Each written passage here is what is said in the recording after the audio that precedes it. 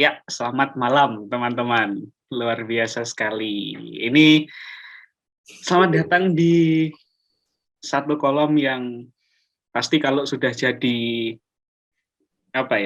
video yang diedit dan kemudian diupload di YouTube di channel Espasio Indonesia, pasti bisa dan hampir pasti 2 part. Jadi saking panjangnya untuk ngobrol. Satu part, ya kan? Iya, nggak mungkin 1 part. Karena pasti yang diobrolin banyak. Dan kita hadirkan lagi untuk teman-teman. Mungkin pembahasannya memang sederhana dan orang daki-daki gitu ya. Tapi aku memang sengaja bikin ruang ini untuk sesuatu yang receh, sesuatu yang kadang kita nggak pikirin, bahkan sesuatu yang mungkin digundahkan sama teman-teman. Gitu. Sesederhana kenapa orang di lampu merah yang belum hijau ngelakson, sampai ke hal-hal berat macam quarter life crisis. Nah, di antara itu ada topik-topik yang lain. Dan malam ini saya merasa terhormat kedatangan seorang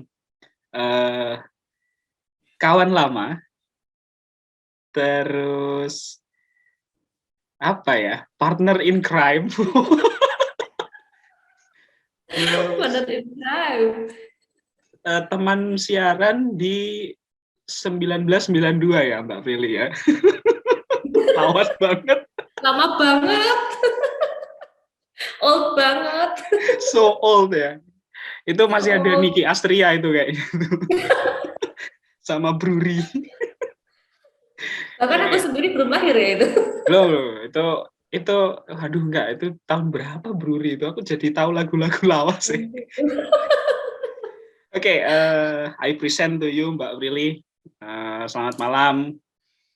Halo, selamat malam. Live dari ujung selatan ya. Ya.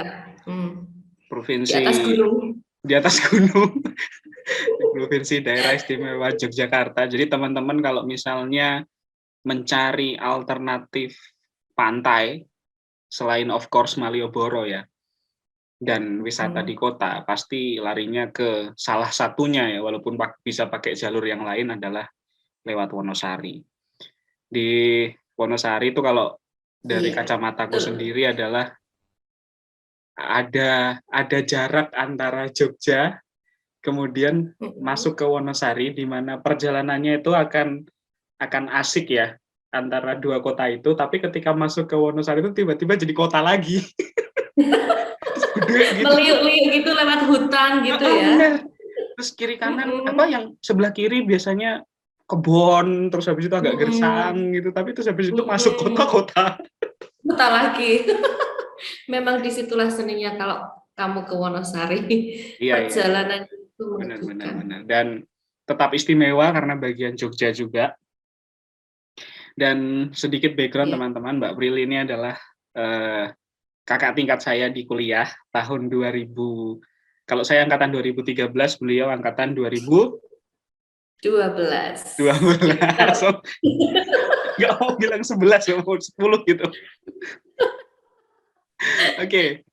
2012, sorry. Terus kita didekatkan oleh satu, apa sih Mbak dulu namanya kalau ekstrakurikuler tuh? UKM, ya Tuhan. Ya, waduh. UKM, unit kegiatan mahasiswa di radio waktu itu. Ya. Sebenarnya waktu itu saya awal milih band, tapi terus kemudian nggak jadi karena satu alasan. Terus masuklah ke satu radio. Kita sebut aja kali ya, Mazda FM. Ya. Frekuensi masih inget nggak? Masih dong. Opening mau dong. Disebutin? Opening dong. Opening dong. Magic udah word. Lupa. Magic word-nya. Magic word-nya apa ya? Magic word-nya apa sih yang ada hero-heronya itu? Lupa. Apa ya? Apa?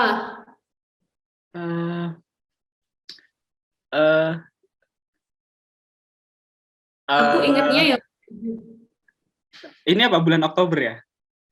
Iya, Oktober. Hari Padahal Pahlawan kapan?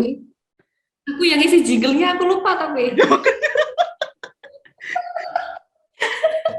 Pokoknya it's apa to be a hero. Gitu. Kalau It's time to be a hero. Oh iya, it's time to be a hero. Nah, apa nih? Apa nih? Iya Boleh. dong. Iya dong. Okay. Tapi kalau jelek maafin ya, udah lama nggak siaran nih. Aku diam. Oke. Okay. Semua 5 FM Radio Masjid Jogja, together in peace. It's time to be a hero. Balik lagi nih sama Devi Kirana, ditemenin sama Alex Hardian di malam hari ini, teman-teman. Kita mau acara apa nih hari ini? Kita hari ini ngobrol di Spasio ya. Ya, bisa. Atau yang acara gosip jam 3 sore apa sih? Distro. Kita bahas Justin Bieber. Kita harus bahas. Justin Bieber pasti jadi santapan asik. Ya, sampai ditegur kita ya. Iya. Mbok jangan terus itu, tolong penyiarnya yang sering tandeman tuh bahas Justin Bieber mulu. Padahal kita nggak benci, suka aja bahas dia. Yeah. Nah, anyway, kalau masalah siaran memang saya lebih sering tandemannya sama Mbak Prilly. Ya of course pasti tandemannya sama yang lain juga, tapi kebanyakan pasti, bahkan kita request ya. Iya, karena kita yang minta jadwal kan. Kita yang minta jadwal. Ayo, gue semester ini iso sing jam piro. Dicocokin jadwal kuliah. Iya. Kalau nggak ketemu ditemu-temuin tuh. Ditemu-temuin. Iya caranya gantian. Terus ya caranya gantian. Ya benar. Terus habis itu berjalanlah akhirnya jadi ya Mbak Prilly ini adalah kakakku lah. Kakak dalam beberapa bidang, dalam artian akhirnya ya kakak di radio, termasuk kakak juga di akademis, karena beberapa langkahnya saya ikuti. Mending kamu ngambil ini dulu sebelum ini dulu sebelum ini kamu ambil barengan, kamu pasti bisa, itu Mbak Prilly banget, dan mamaku tahu soal itu. Dalam artian pasti aku cerita ke beliau kan, oh ini langkahku sama kayak Mbak Prilly gitu, aduh. Akhirnya ya disinilah sekarang. Ya, thank you so much untuk bimbingannya lah. Nah, dan dari sepanjang cerita yang kita punya, satu hal yang kemarin, kita sempat putus kontak ya Mbak ya, di 2016 ya. 16, lebih tepatnya karena Mbak Prilly waktu itu lulus, kemudian ketika pendadaran beliau itu, atau Mbak Prilly itu, aku KKN, nah nggak bisa datang, dan justru semenjak saat itu malah akhirnya fokus ke masing-masing, karena akhirnya aku juga sibuk, karena habis KKN tuh aku lupa, SPD dulu atau KKN dulu aku agak lupa, tapi setelah itu pokoknya langsung dihajar skripsi aku. Dan Mbak Prilly pasti langsung fokus karir. Terakhir dengar kabar, ya ngajar di SMK, dan ternyata sampai sekarang gitu. Ya.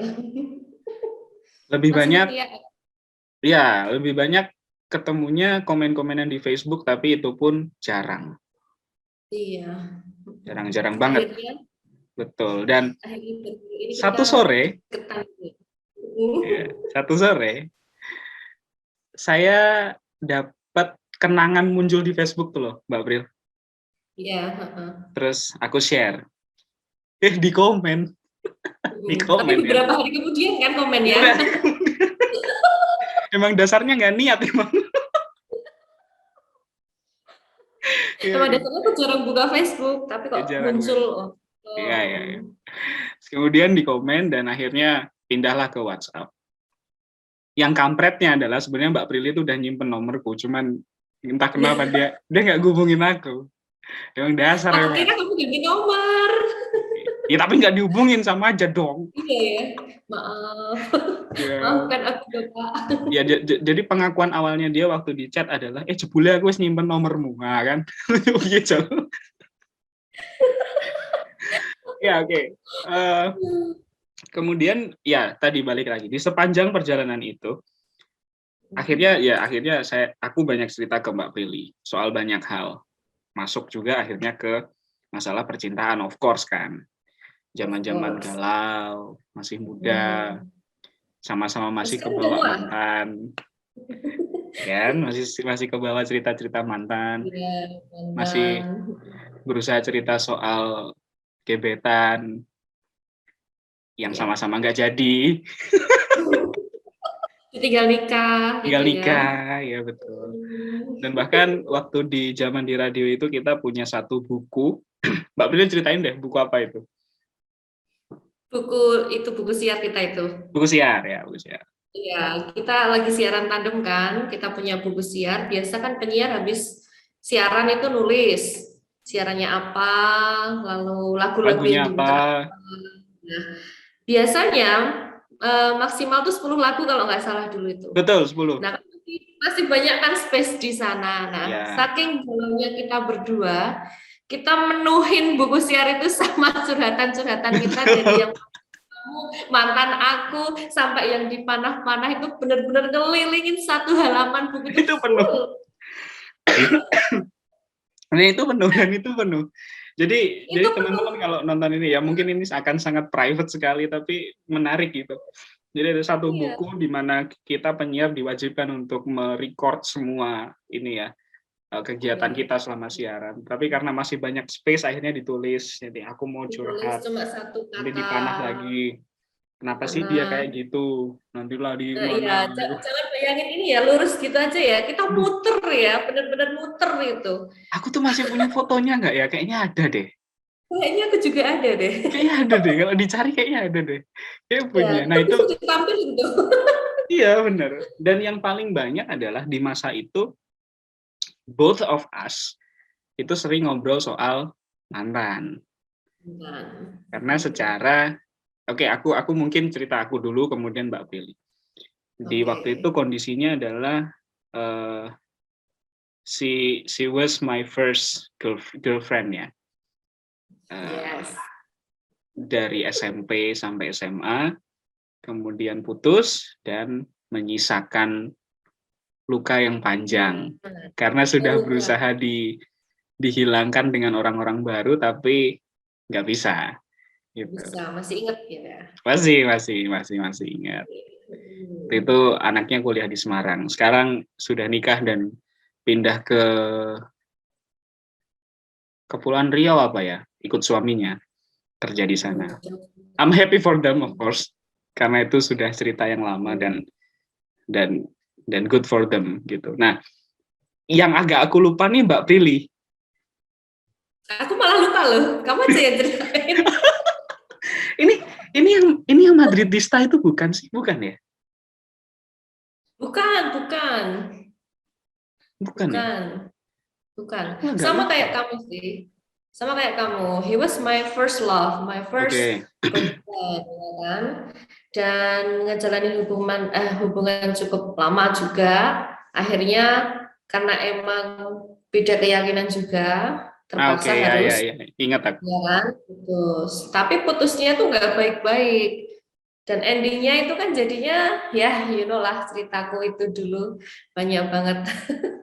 Intriknya. Endingnya heartbreak-nya itu lama banget gitu buat nyembuhin luka yang ada di sini, sama kan? Jadi sama. Akhirnya panjang gitu. Akhirnya Panjang terus panjang. akhirnya betul dan saling curhat. Dan di kantor waktu itu kita memang terkenal dua orang yang gampang galau. Ingat gak sih kita punya komunitas?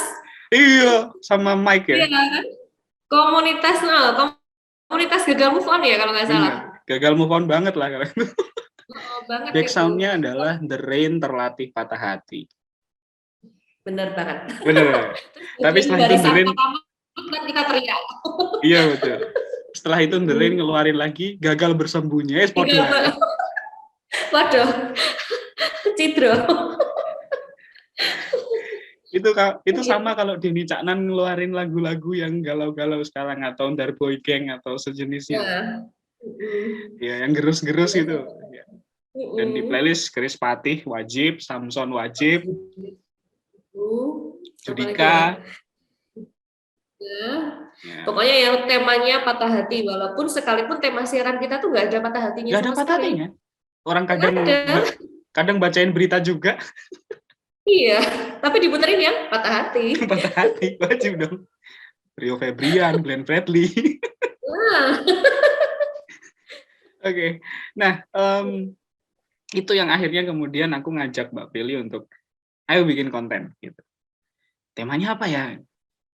Udahlah yang sering kita omongin kemarin gitu. Soal mantan. Oke, siap.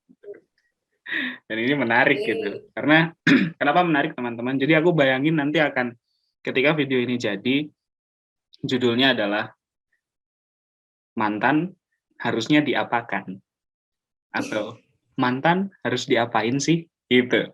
Dan ini mungkin bisa jadi tips, mungkin bisa jadi sekedar cerita, atau mungkin obrolan kita nggak ada isinya, kita nggak tahu, tapi mari kita coba telah. Nah, first questions ya, hubungan sekarang apakah masih berhubungan dengan ex gitu, Mbak Pril? Untuk aku sih enggak ya sama sekali, hilang ya? Sekali hilang, lost kontak. Dan yang aku tahu terakhir dia udah nikah. Ya udah, karena udah nikah udah punya kehidupan sendiri kan, ya udah kita nggak berhak lagi untuk mengusik kehidupan dia gitu. Oke, tapi kabar dia menikah tahu ya? Tahu, tapi aku nggak diundang. Kan sedih. Iya, kabar nikahnya tahu tapi tidak diundang. Oke. Second questions, ketika dengar kata mantan, apa yang terlintas di kondisi sekarang ya, bukan yang waktu itu ya? Oh ya, oke. Mantan, barang bekas mungkin ya. Jahat banget ya aku. Tapi ini nggak lawas pantas nggak? Atau bekas doang? Mantan itu apa ya? Ya orang yang ada di masa lalu udah gitu aja. Nggak usah kita kenang-kenang lagi, nggak usah kita ingat-ingat lagi untuk masa sekarang ya, karena kan kita udah lebih dewasa ya menyikapi si mantan itu tadi. Mungkin kalau dulu mantan nih, wah memang orang yang bajingan gitu. Walaupun mungkin kalau versiku yang di sana adalah kadang juga berharap untuk kalau bisa balik ya ayolah kita coba gitu. Kadang harapan itu 10% ada ya. Ada. Udahlah, teman-teman yang nonton juga nggak usah munafik lah. Oh, iyalah. Kalau ditanya di chat balas enggak lah, padahal hati seneng banget tuh di chat mantan kan gitu. Iya. Nah, gitu. Ngechat nih. Ngechat nih mantan. Allah mantan. Teleponan nih sampai jam 2 pagi. Ternyata tetap gak jadi. Tapi seneng dong aku itu. Ternyata mau jajun pakai wong lanang. Aduh. Ngopo saya buka tekno mas uripmu lho, kesehatanmu lho. Kesehatan. Bener tuh. Dan itu jadi pertanyaan menarik dan apa ya? Buatku sekarang sih memang sudah selesai, sama sih kayak Mbak Prilly. Ya akhirnya fokus pada apa ya? Apakah mungkin karena ini ya Mbak Prilly, ketika seseorang itu makin dewasa, makin punya banyak sekali urusan, dalam artian prioritasnya jadi bergeser gitu, sehingga apa yang disebut mantan yang kita anggap berharga waktu itu, karena semata-mata mungkin kita nggak punya prioritas lain waktu itu. How is it? Iya benar sih, setuju. Mungkin karena dulu kan kita cuma apa sih belajar gitu ya, istilahnya kuliah, belajar, prioritas kita cuma satu, lulus dari perguruan tinggi gitu kan. Nggak ada hal yang dipikirkan lain kayak aku kerja apa nih, nanti aku nyiapin apa aja gitu kan. Nah, jadi kita waktu dulu sangat mengagung-agungkan sekali ya namanya mantan. Nah, untuk sekarang kan kita aja nih mau siaran kan harus klop waktunya lama banget kan? Iya betul. Itu satu perkara aja itu mau kita mau ini ngadain konten ini kan lama gitu ya. Apalagi kepikiran ngurusin mantan, mikirin mantan, udah nggak ada lagi itu di dalam sini nih, di dalam kepala masalah-masalah mantan itu. Itu Tapi apakah kemudian ini Mbak Billy, kalau pertanyaannya berkembang ya, Ya, versimu, apakah kemudian harus mencapai level umur tertentu dengan prioritas yang banyak, kemudian baru bisa melegakan hati ya soal mantan, atau sebenarnya enggak juga? Enggak juga sih. Enggak juga ya? Enggak juga. Iya. Karena bukan berarti ya umur kita semakin panjang atau umur kita semakin banyak, itu kita level kedewasaannya juga ikut naik. Enggak setiap orang kayak gitu, ya kan? Ada yang mungkin umurnya 35 tapi masih, aduh mantanku kayak gini, masih yang mikirin mantan. Ya, jadi menurutku masalah yang itu bertambahnya umur itu pengaruh dewasa jadi mikirin mantan itu enggak ngaruh sih. Enggak ya? So it's not about age ya? Ya, it's not about age. Itu tentang kita sendiri sih. Kitanya mau ngurusin itu apa enggak gitu. Mau mempersulit diri mikirin tentang si mantan. Ya. Iya enggak sih? Kamu kalau mikirin mantan kan mempersulit diri sendiri. Betul ya. Somehow tuh kita menghambat keterbukaan diri kita atas orang lain. Dengan kedua, gini lah. Ini juga menarik. Setuju nggak Mbak Feli? Sebenarnya kita menikmati siksaan itu. Iya. Kita yang menciptakan siksaan, kita menikmati siksaan itu, kita juga yang menikmati kita itu. Ya, kan? Betul. Iya, for sure lah. Mantan belum tentu mikirin kita. Kenapa kita harus mikirin tiap jam, tiap menit mantanku lagi ngopo ya wis maaf urung. Itu kan berarti kita ini memaksa diri kita untuk mempersulit diri itu tadi, menikmati siksaan itu tadi. Iya. Padahal we know exactly what happened. Iya. Tapi kita tetap mikir, aduh iya ya, aduh aku kangen, aduh yang lain. Yang ya itu tadi yang justru malah membuat kita semakin sakit sebenarnya, enggak? Iya nggak sih? Iya. Tapi terus pertanyaannya kalau dibalik, kenapa jadi begitu berharga ya Mbak Aurelia? Iya ya. Karena mungkin punya memori sama kita. Karena sebenarnya kalau aku lihat-lihat baca gitu kan, baca kayak quotes itu sebenarnya mantan itu bukan orangnya yang susah dilupain, tapi memori yang ada dia yang susah dilupain. Gitu. Good point. Iya kan? Oke. Jadi bukan orangnya, tapi tentang kenangannya. Iya, tentang memorinya. Dan kadang ketika kalau kita memulai lagi yang baru, kita berekspektasi dari yang lama dong. Ya, pasti kita pakai standar yang lama, ya kan? Gitu. Betul. Ya, itu mungkin menjawab sedikit ya kenapa jadi berharga sekali dan menarik sih memang kalau kita pikir gitu.